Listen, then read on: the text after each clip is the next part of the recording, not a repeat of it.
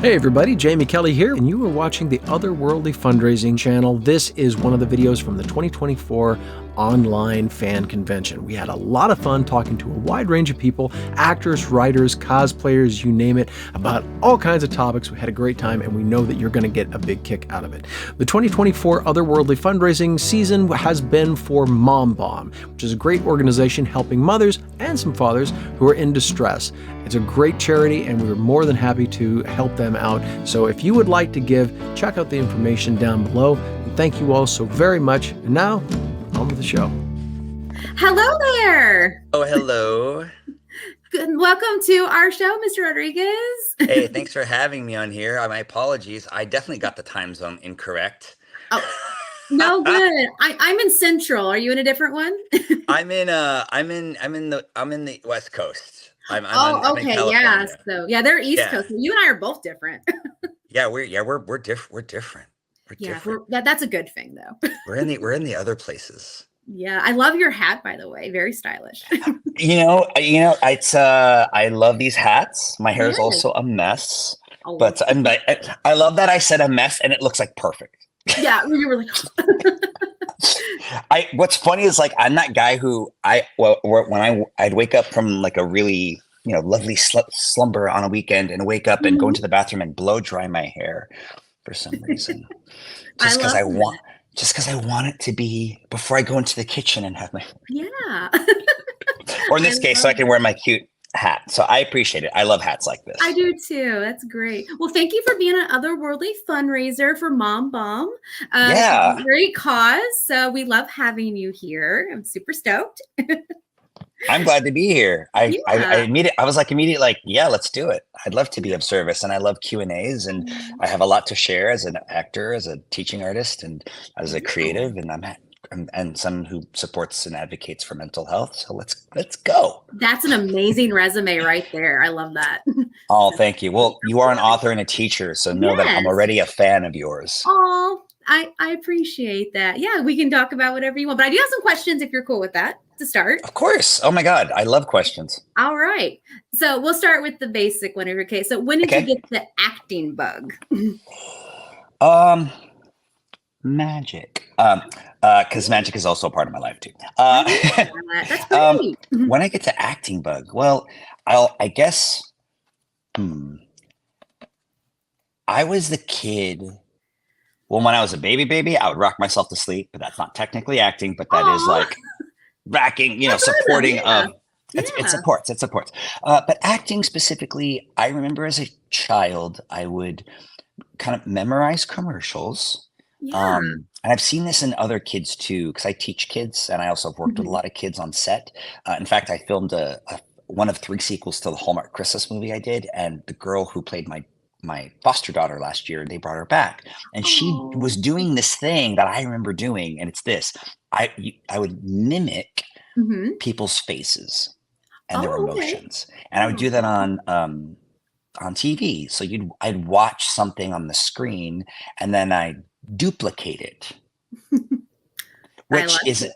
which is actually a drill we do at my acting school, and it's a very common, very basic drill, and it's something I actually do now as an adult because now I'm a bit more. I'm even more curious and pragmatic than I ever was comparatively, and I've undergone a lot of new self-developmental change in the last few years, because I found out that I was neurodivergent, and when I started to research that, all these things started to make way more sense, and it was like pieces of a puzzle that all of a sudden started to gel in a way that they never did before. And I started to have conversations I never had, and I started to meet people that I've never met, and it just kind of started to snowball, and now here I am, and it's been a little wild, like the wild west, in the good and bad way. But yeah, I was a kid who was just kind of like was very influenced by the things I was seeing. So I remember mimicking commercials and memorizing them, jingles. I was gonna say, did you know every like fast food jingle? That I was that kid. Yeah, 100%. Yeah, I was also. It was that era where we didn't have social media and YouTube and stuff. Right. So it was all about getting that VHS, hitting record on the TV, or if you had a Betamax or a second VCR, this is so illegal. Don't do this. But whatever, live your life. I would record a movie that we get from the Blockbuster or the warehouse. Sure. And I record it so that I had it. And then on a tape, you could fit like 3 movies if it was the 6 hour versus the 2 hour. Right. So but all that to say, I didn't sell them obviously, but I would rewatch movies over and over and over again to the point where I could do the scenes for you. Wow. I love that. And we still do that as a bit, but I remember that's like, you asked me like, how did I get into acting? Now that since recently teaching acting and getting more familiar with these exercises that I use to, train children or professionals, young or old, and everything in between, like those are the drills, like duplication, mirroring, it's duplicating sound, duplicating, here, say this, then now say it back to me, now say it again, but add something to it, like creativity and your thought process, and taking the idea and building the idea to something that's brand new that you could have never come up with if had you not gone through that process. So like all that stuff started when I was a kid. I just didn't know that what was going on at the time. Like what would it all turn into? And it really paid off well in my favor, because I think my career is what it is because I was that kid. I just kept kind of. Well, I'm glad you were. That sounds wonderful. That is great. Now I see you have all sisters as well. Is that correct? I do. Oh my gosh, you did your research, Morgan. I did. Well, I have all brothers. I have all brothers. Oh my God, we're like polar opposites. We're polar opposites. So I'm curious, what's it like to be in a house with girls, like growing up with sisters? I remember thinking I was pretty cool. Because I knew how to do a French braid, and I knew like how to do things. Like I was like, I could braid your hair if I wanted to, because like my sisters, it was like something I knew in my house. But no, in my household it was really cool because my sisters are all very individualistic, and all have their own superpowers and personalities and outlooks. And when I was a kid, I learned so much from each of them, and they added so much to my life growing up. I'm not as close to them now as an adult. We're all like busy living our own lives. But I have some amazing memories of being with my sisters, and like in the car at the same time as a kid, and then as a young adult, like when we visit, like I'm 22 and we're visiting for Christmas or Thanksgiving or something, and then now we're all in a car again, and I'm like, this is different and this is awesome. But yeah, my sisters were kind of, it was a challenge for me, but it was also, I think, very formative for me. Yeah. Well, I love that you kind of felt empowered because because of my brothers, I played with Barbies, but I got to grow up with like Hot Wheels and Army Men too. Oh yeah. So I feel very balanced, and I can relate to all types of students because I had that kind of diverse background and acceptance. But I still bicker with my brothers, but it's from love. So I think this comes with family. Yeah, exactly. That's what siblings do. You're never going to not have that. But yeah, I think I can relate to that. I feel like I got the best of a lot of different worlds because I was actually looking this up this morning. Yin and yang, or yin and yang. Yin has these feminine qualities. And then there's a list of them, and it's like intuition and nurturing, and then the yan or yang is the masculine qualities, and that's discipline and I don't think the yin yang concept was trying to be sexist. It's going back thousands of years, but it's just interesting to think about that because, like what you're saying, I really do feel like I had my natural inclinations as a cisgendered guy. Like, and then with these 3 older sisters, and I didn't know, I had inklings of my sexuality preference when I was young, so that's how I know it was authentic to me, because I saw a lot of signs then. So it's just interesting to be around my sisters because I had this nurturing quality around me all the time. Right. You know, and then I, you know, I had interests in martial arts and not so much trucks, but it was like martial arts, Ninja Turtles, Power Rangers. That's my next question. I learned about your martial arts actually. And I don't know if you can see it. I have a Power Rangers clip for you today. Shut up. Yes. The original Mighty Morphin symbols. I wish I was wearing now I was going to say, I wish I was wearing my Mighty Morphin Power Rangers t-shirt, which I don't own yet. And why? Oh my gosh. Let me write that down. Right. I have a Ninja Turtle one, Super Mario Brothers, and Disney and Avengers, and like I even have a Dragon Ball Z one. Like, where's my Power Rangers one? Nice. Shame on me. I almost wore my Power Ranger shirt for you. I'm like, no, I gotta look professional, but I'll wear the clip. But wear it. I love it. No, I love it. Like maybe I need to get my own clip now. Yeah, there you go. Or you at least get a shirt. I will, absolutely. I'm going to do some shopping. I'm going to do some retail therapy as soon as we're done here. But so what was your question exactly about Power Rangers? So if you're going to open Power Rangers, just tell me, do you have a favorite original Ranger? I have a huge crush on Austin St. John. Oh, he's great. The biggest crush of him as a kid, because when I was a kid, dealing with my sexuality and also just who I wanted to be, like we needed role models, right? Yeah. I recognized his beauty, like physically, but I also loved, he seemed tender and kind, and he was the leader, and I really gravitated toward that. I was like, he's so kind to the group, and like he loves his friends and the team, and he'd sacrifice for them. So I feel like I got all these different aspects of him. I learned a lot by watching that character and his portrayal of that character. And then I was heavily influenced by like the color red and like wearing all red and also just like, and then the Green Ranger too. Oh, because he had the gold shield.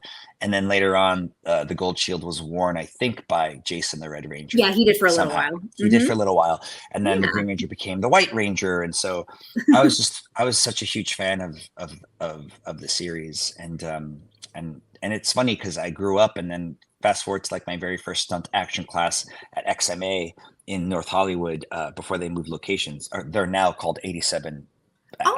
87 North, as in 8711, because Mike Chatt, a former Blue Power Ranger who ran XMA, is now one of the head instructors at 8711 for one of the biggest stunt coordinators in Hollywood, who was the guy who directed and was a stunt, the mastermind behind all the stunts in Fall Guy, starring Ryan Gosling. Oh yeah, Ryan. Yeah. Yeah. So it's just talk about full circle. Like it was just very like, whoa, like I grew up watching you on my screen, my chat, and he became my instructor. And so like Power Rangers was a huge influence in my life. It taught me so much about like being on a team and the idea of being a hero to save the world, which later on kind of translated for me into being the hero of my own life. Yeah, absolutely. And showing up for myself so that I could show up for others. So yeah, that's my that's so good. But I love all of them. That's my deep dive into Power Rangers. Oh, you mean you love all of the different? I love all the originals. Kimberly is my favorite, just because I wanted to be her. So I wore all pink when I was little, like for Kimberly. I like Morgan, my closet. I remember my mom would take me to there was a specific store at the Ceremony Mall. I grew up in Daly City, California, a suburb of San Francisco. And there was a store that I cannot remember at the moment. So one day I will. But they had brands like Stussy, and then they had certain brands of jeans that always came out with different colors of jeans. Okay. Sure. So of course, what did I buy? Green colored jeans. Nice. I had red colored jeans. Nice. Of course, I had blue jeans. But then so there were days I would wear all red or all green because I loved the Power Rangers. So I totally get that. I'm with you. I'm totally with you on that. Well, and I love how you learned from them because I've actually met several of the original Rangers. Yes. And I actually got to be an assistant for Johnny Young Bosch. So that was amazing. Adam, the second Black Ranger. So he dude. Dude, he was wonderful. I can tell you some con stories. Dude, he is dream. I mean, I bet you could. I mean, I'm also like waiting to join that con universe because I'm the voice of Raiden on MK1. Yes, we would love to have you. Like I missed my chance the first year they invited me. I missed an interview and con because of the strike. Of course, yeah. I wanted to stand in solidarity with SAG-AFTRA, and we're still dealing with stuff. I mean, we ratified, we got that negotiation. You know, we got past that, but now video games are now on strike because of the interactive contract, because they basically we want AI protections, and it's not happening. Just like, come on, companies, you're not going to win this. Like, you're not going to win. Like, you can't make that game without us. Right, exactly. AI is not a replacement. No. It is a tool. Yes. It's a wonderful tool. But because we're human beings, we're susceptible to greed and pride and, you know, the 7 deadly sins and all that stuff. And so it's like, it makes sense why we're here, but it's just unfortunate. And it's tough because, you know, artists are not the ones who are, just like teachers, are not always paid the value that they bring to society, you know? To get me started on that. Right. Okay. Just, dang. Morgan took off her invisible nails and she was snapping in shapes that I could not recognize. Right? I was very overwhelmed. No. Is there a question here? Yeah. So it says that? Yeah. So it said the strike is still going on, as you mentioned. Yes. So what would you like the people, how can we help with you guys with the strike? I would love to answer this question because I just did a video about it the other day for our union. So something you guys can do to help the strike is be curious about it. Sure. Like educate yourself about it. Engage with us. So if you follow me on social media, whether it's TikTok or Instagram or Facebook, like repost something I post about it. Engage about it. Share it to your platform. Maybe even ask me questions that I could turn into a post, and then, you know, like get the conversation going. And I say conversation, not about, absolutely. like let's be curious as to what's going on and what are the themes, what's at stake, and how this affects us, short term, long term, how it affects our industry, how it affects like how you consume content as a consumer, because a lot of people don't think that and don't want to, and I get it. It's easier to think like everything's hunky dory and entertainment land, and everyone has limos and chauffeurs, and you know, it's like, no, like when I go to a red carpet, like I do this hair. Like this is like, I learned how to blow dry my hair. I get it colored. I have gray in it. I'm getting a little older.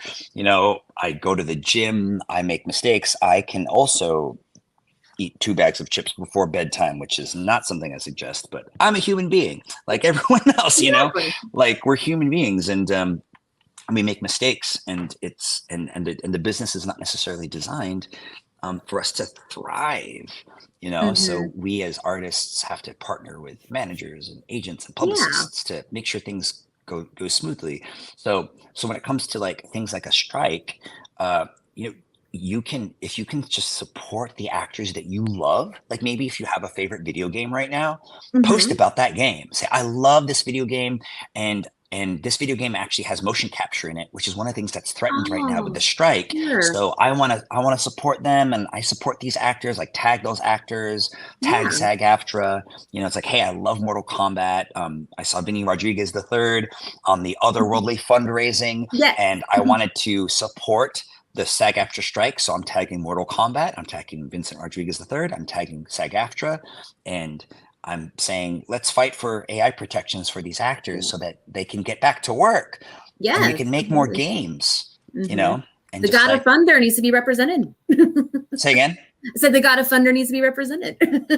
Yeah, I mean, we need it. We need the support. Like a lot of that's what managers and agents and you know exists. It's because it's kind of wild to think how many people are involved in the things that you love. It takes a village, and I know you know that, but not everyone else knows. Like every TV show you see, like every even short film, like like if it's union, it employs a whole team of people. Like on Crazy Ex-Girlfriend, I mean, a writer's room, our executive producers who all have very specific jobs. There's a story editor, there's people in charge of editing, the music department, the character development,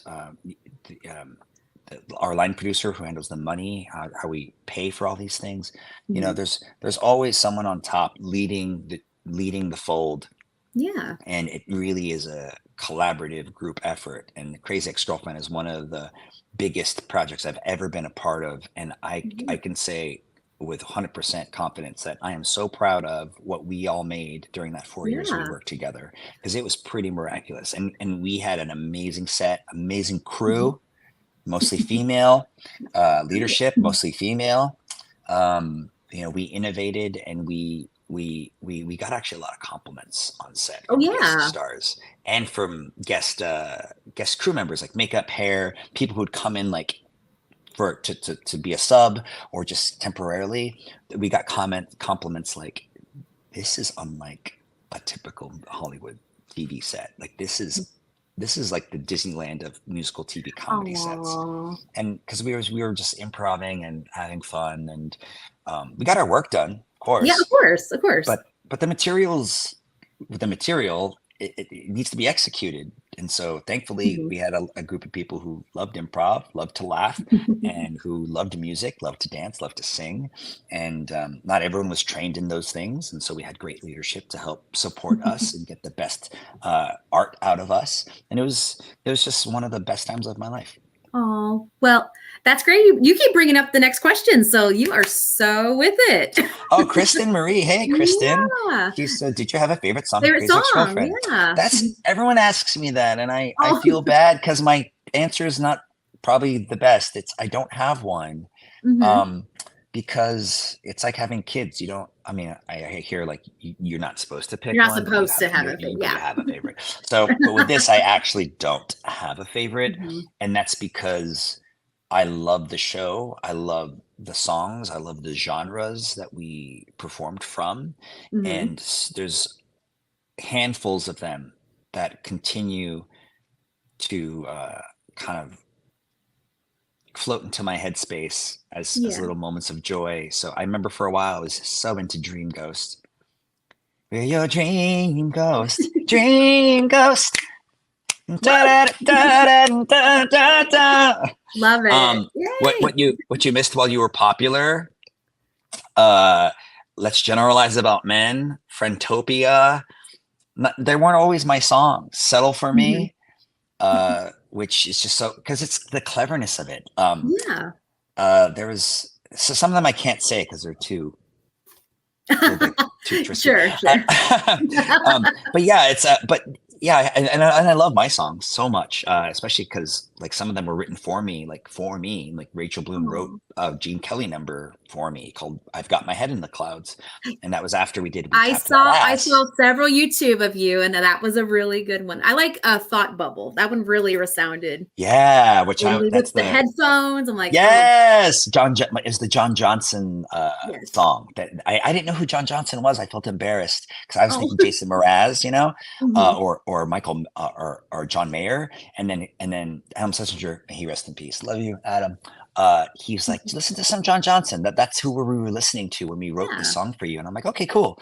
And I'm all about that research, especially when it comes to music, because I'm a musical buff. So it's like, all right, let's research. Let's get into it. Okay, what's this vibe? What's this? Okay, what are the vocal onsets? Is it aspirate? It's because I also trained with Tom Burke in New York, and there's voice teachers teach in all different ways, but he was creating different ways to teach voice, and I got to be a part of some very preliminary and now like fully thought out ways that he teaches voice and trains musical theater actors to sing in different vocal styles. So I was there then for that, and so I got to apply that to that song Thought Bubbles and to Ping Pong Girl, and yes, that was a fun one. sports analogies, and no, so it was a blast, and I also like, let's see here. Boy band before Josh's, because I love boy bands, and I can not like that. No, you have a good boy band quality, and I love that. I was an NSYNC girl, so I me too. Oh yeah, I'm a huge fan of NSYNC, and I love it. I really do. It's funny. I just did a solo show in Pittsburgh, at the city winery, and I'm doing 3 more cities. So I'll be, so if you guys are in Honolulu in October, or New York City in October, or Vegas in November, I will be performing in those cities. My solo cabaret. I sing songs from Crazy Ex-Girlfriend, from my career. I tell stories about my life. I dance. I sing. I do magic. I talk about my life being an openly gay Filipino actor, and the struggle of becoming an actor, and also the struggles I went through at home to be the person I am today, who could still pursue a career in that. And so yeah, it's a new thing, like something I took from Rachel Bloom, because she'd do these live shows and we'd all perform with her, and we were just right there with the audience, and it was always so fun. It just felt like we were just all having a good time, and anything was fair game. Like we would hear random things from the audience, be like, did someone just say that? And then Rachel would make a joke about it, and then we'd yes and the joke, because because now at this point we're like, it's all fair game. So we just build build the game, build the bit. And so it's a whole lot of fun. And on that note, I didn't want to ignore this question. I saw it, you guys. Can we get more Crazy Ex-Girlfriend was the question. I would love that. Right now it's not on Netflix anymore, which is tough. And so I would love a live show. Like, I'm putting that out in the universe. I honestly, if I could like magic wand that, if I could Harry Potter, like Pacificus Totalis. That's great. Crazy the girlfriend de Cadabra, or whatever. I don't know. Like we would have like a mini series. There you go. Like a short mini series, or like a movie. I think a series would be more fun, because it'd be more time with these people. Would be fun. But also I think we should do like a live show, like a little live tour. Because a lot of the Crazy Ex-Girlfriend fans are still out there. They still want to come out. I meet them and I chat with them, and they're like, come to this city. I'm like, okay. But yeah, so right now there is no more Crazy Ex-Girlfriend. It got taken off Netflix. So we're looking, I think Rachel Bloom has not announced what the new streaming platform would be, but right now it is available, like I think on Apple TV and Google Video and Amazon Prime Video for purchase. And if you want to buy the DVD, you can, but if you try to buy it on Amazon, they are sold out for obvious reasons. Oh, okay. Yeah. I tried. So I have like my two box sets of all 4 seasons, because they don't sell a box set. So, unfortunately, but like, yes, can we get more Crazy Ex-Girlfriend? I'd love that.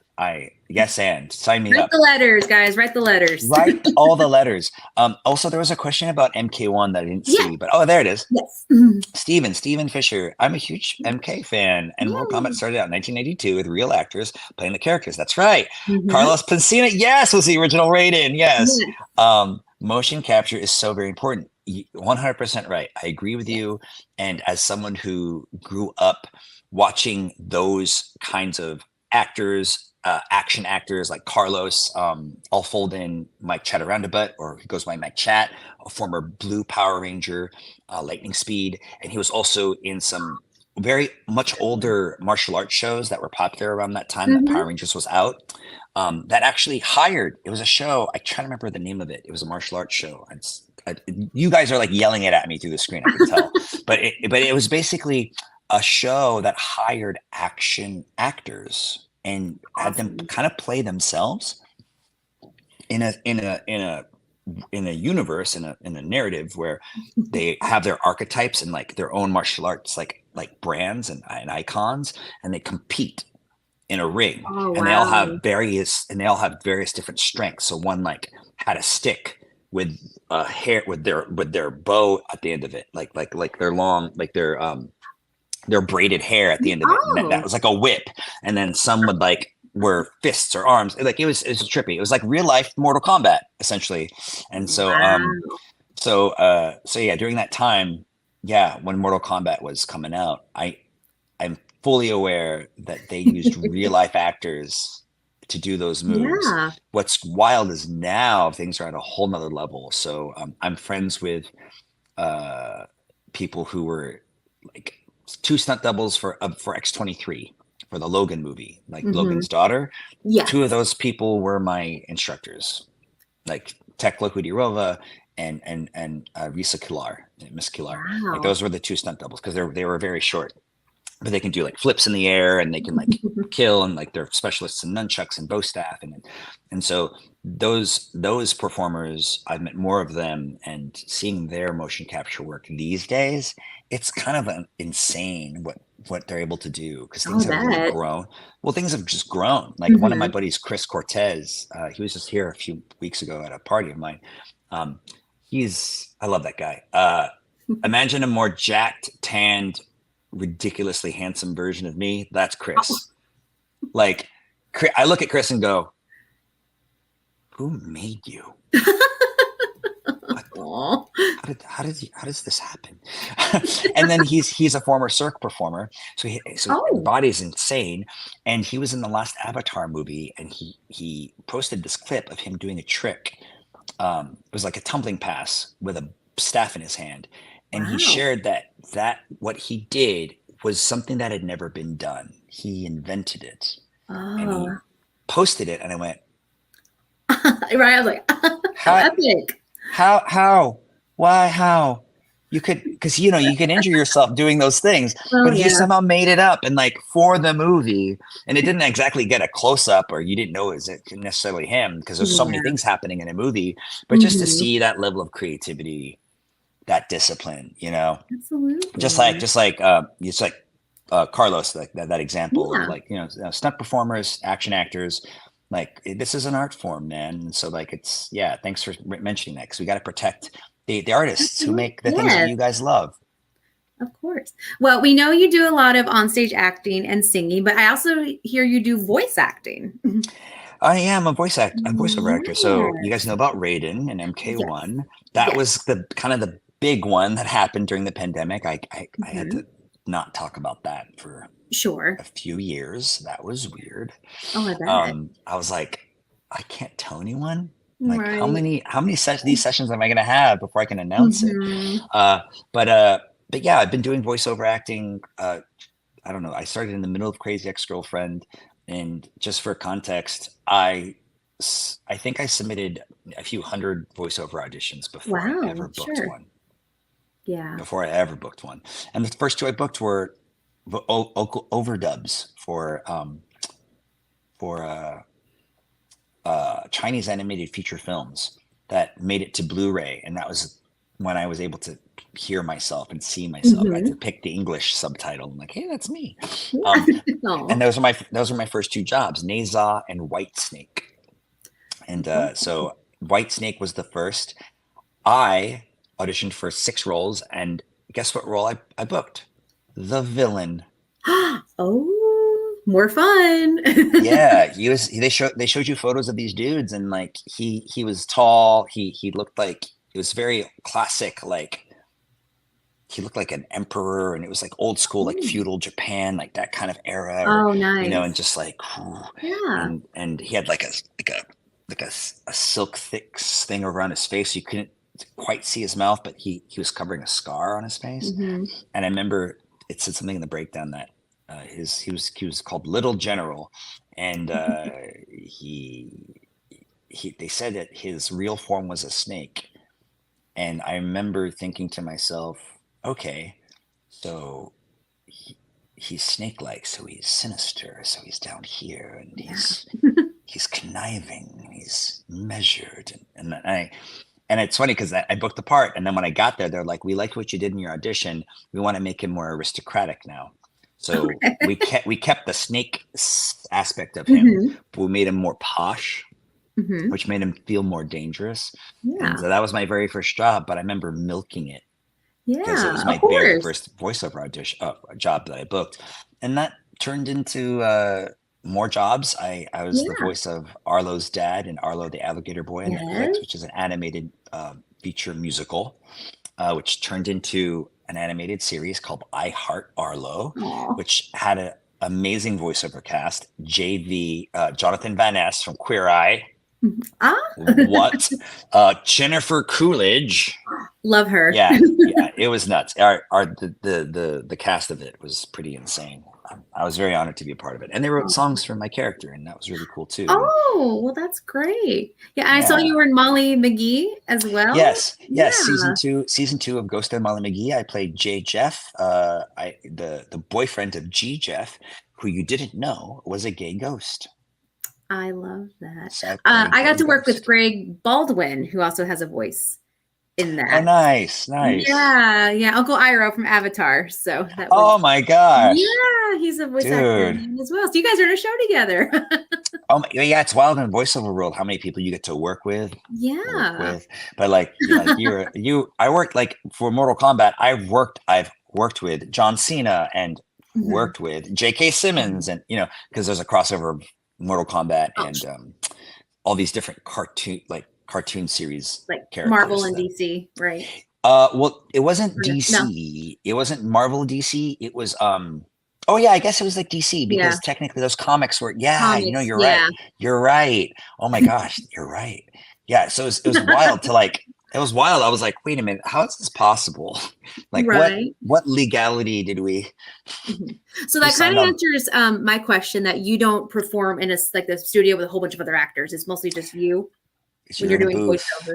Yeah, you and your director typically and the engineer, and it takes acting. Like it's real play pretend, and it's just your voice. So the emotion of the character, the outlook on the character, their personality, it's all fused in there. And so yeah, I did a good amount of voiceover, and it's been a lot of fun. And it's just been more recently that I've done video games. So Dune, the Dune movies came out, and right after they came out, the video games for them came out, and so you can hear me on the last two Dune video game trailers. Yay. That's awesome. I think on the last one, I'm Paul Atreides. Oh, that's awesome. Well, we would love to talk more, but it is time. But if you're interested, can we have you back next year? Yeah. Oh yeah. Yay. Absolutely. I'd love to. I'd love to. Well, absolutely. Mr. Rodriguez, thank you so much for joining us on Otherworldly Fundraisers, guys. He is incredible. So make sure you check out all of his medias, which I know you have a YouTube. I did subscribe. Oh, thank you. Yes, I am on the YouTubes. I am on Instagram. I'm primarily on Instagram, and I'm on TikTok. And right now, I have a Hallmark movie coming out. I think it's December 5th. Season's Greetings on Cherry Lane. That is one of 3 sequels from the Hallmark movie I filmed last year, Christmas on Cherry Lane. So I star in that opposite Jonathan Bennett, Aaron Samuels from Mean Girls. Very excited about that. And I think project I did for Disney Junior just came out on Disney Plus, and it's called Kindergarten the Musical. I play a Filipino dad to one of the Filipino kindergarten kids, and I got songs on there too. So you can listen to that, watch that on Disney Plus. And I'm doing these solo shows. So I'll be in Honolulu, New York, and Vegas, maybe San Francisco. And I think in the new year, I'll be in Philippines and LA. So watch out for these solo cabaret shows that I'm doing, and just follow me, and I'll be posting about it. I love it, guys. He is a gem. Make sure you check out all of his wonderful endeavors, and best of luck on all your projects. I can show my students the kindergarten musical. I look excited. Yes. Oh, please do. It's adorable. Yeah. It's so sweet. They're 5 to 9. So I'm like, they would love it. It's for them. They would love it. Yeah. Aw. Well, thank you again so much, and we'll see you next year now. You were so fantastic. Thank you, Morgan. I'll see you next year. I'll see you next year, Julia. Pleasure to meet you unofficially, Julia. Thanks, everybody. Thank you so much. Thank you. Be well. Thank you. Thank you. Bye. Hey everybody, Jamie Kelly here. Hope you enjoyed the video. If you did, be sure to like it, share it, comment on the video, and subscribe to the channel if you've not already. And be sure to check out all of the videos in the 2024 online fan convention for Otherworldly Fundraising. And be sure to check out MomBombs and support them. If you can, check out the links in the description for all the relevant information. Thank you so much. And again, this is Jamie Kelly with EAP Society and Jack Life YouTube channels. And we hope to see you back here at Otherworldly Fundraising real soon. Take care, everybody. Bye.